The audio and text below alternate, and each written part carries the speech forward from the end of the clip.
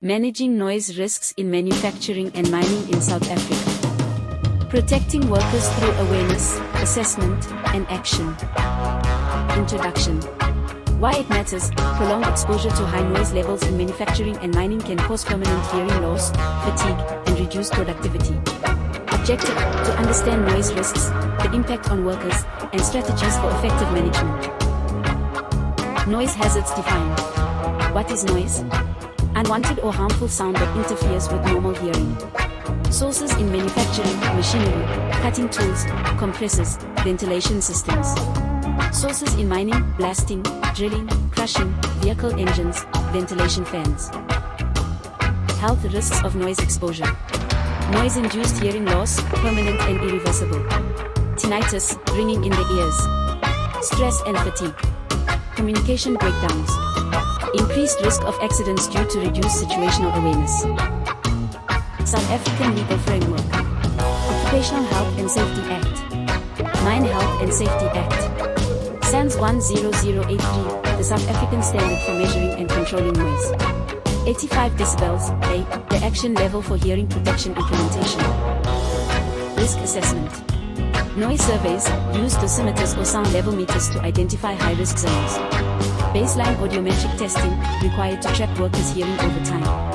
Identify vulnerable groups: young workers, older workers, those with pre-existing conditions. Noise control strategies, the hierarchy. Elimination, remove noisy equipment if possible. Substitution, replace with quieter machinery.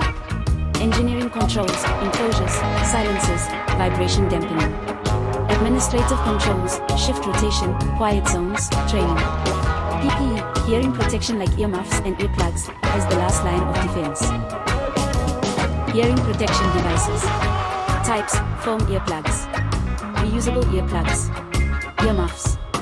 Selection tips: match the SNR, single number rating, to the noise level. Comfort and correct fit are key. Must be worn consistently in high noise areas. Training and awareness. Train workers on the importance of noise protection. Demonstrate correct fitting and use of hearing protection. Post signage in high noise zones. Reinforce the message regularly through toolbox talks. Monitoring and record keeping. Conduct regular noise level assessments. Schedule annual audiometric testing. Maintain records of exposure, PPE issued, and training. Investigate any reports of hearing loss or discomfort. Conclusion. Managing noise is not just compliance, it's about care and culture. Prevention is possible through assessment, control, and continuous improvement. Let's make workplaces safer, 1 decibel at a time. Contact us for all your PPE needs.